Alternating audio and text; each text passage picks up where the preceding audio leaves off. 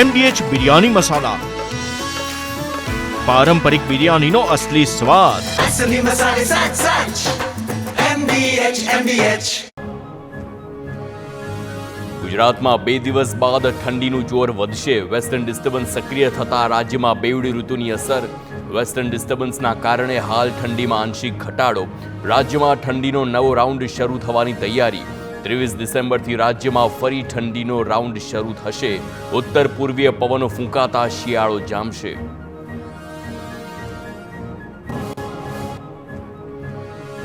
આગામી દિવસોમાં તાપમાનમાં નોંધપાત્ર ઘટાડો થવાની શક્યતાઓ. અમદાવાદમાં લઘુત્તમ તાપમાન 16 ડિગ્રી આસપાસ. સવારે અને રાત્રે ઠંડીનો અહેસાસ વધુ થશે.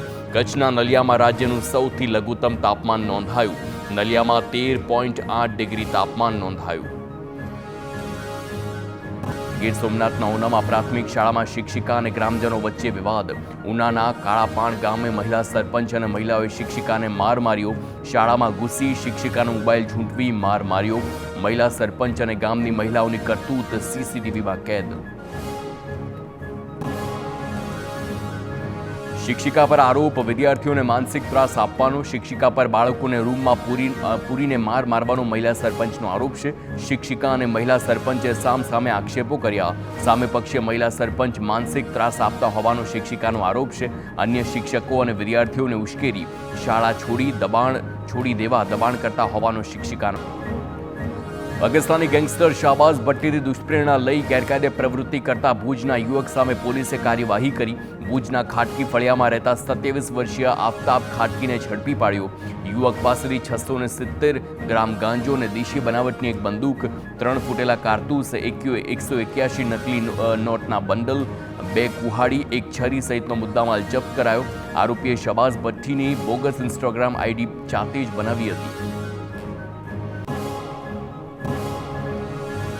રાજકોટના ગામડાઓમાં સાયબર ફ્રોડ અટકાવવા પોલીસનો નવતર પ્રયોગ. ગ્રામ્ય વિસ્તારોમાં પોલીસ દ્વારા સાયબર ડાયરાનું આયોજન કરવામાં આવ્યું.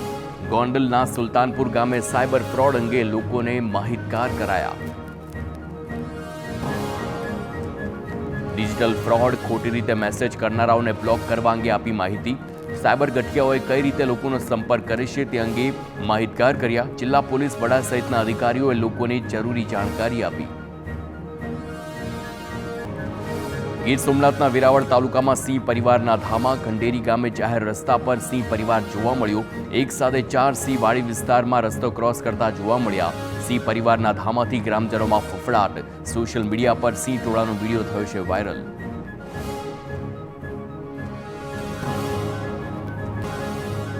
રાજકોટમાં લાખાજીરાજ રોડ પર વેપારીઓ અને ફેરિયાઓ ફરી આમને સામને.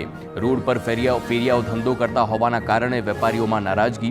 વેપારીઓએ લાખાજીરાજ રોડ બંને તરફથી બંધ કરીને વિરોધ નોંધાવ્યો. મંગળવારે બપોરે 1 વાગ્યા સુધી લાખાજીરાજ રોડ બંધ રખાશે.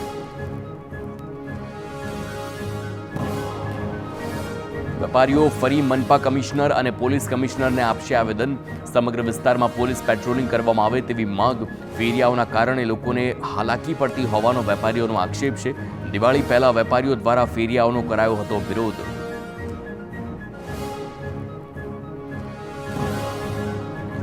સુરતની ડેરીમાંથી છૂટક લેવામાં આવતું ઘી આરોગ્ય માટે જોખમી. શહેરની 6 ડેરીઓમાં તપાસ કરતા ઘીના નમૂના સબસ્ટાન્ડર્ડ, સાદુ અને ગાયના ઘીના નમૂના ફેલ.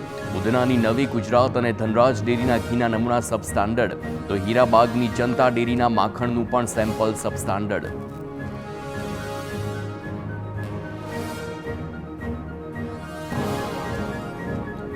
પૂણા ગામની અમૃતધારા ડેરીનું માખણ સેમ્પલ સબસ્ટાન્ડર્ડ. નાના વરાછાની શક્તિ વિજય અને જલારામ ડેરીના ઘીના સેમ્પલ સબસ્ટાન્ડર્ડ જાહેર થયા. તો થોડા દિવસ પહેલા અલગ અલગ ડેરીમાંથી 45 સેમ્પલ લેવાયા હતા. તમામ સામે હવે ફૂડ સેફ્ટી એક્ટ હેઠળ કાર્યવાહી કરાશે.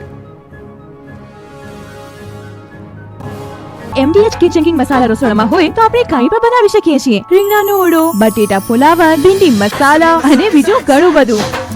MDH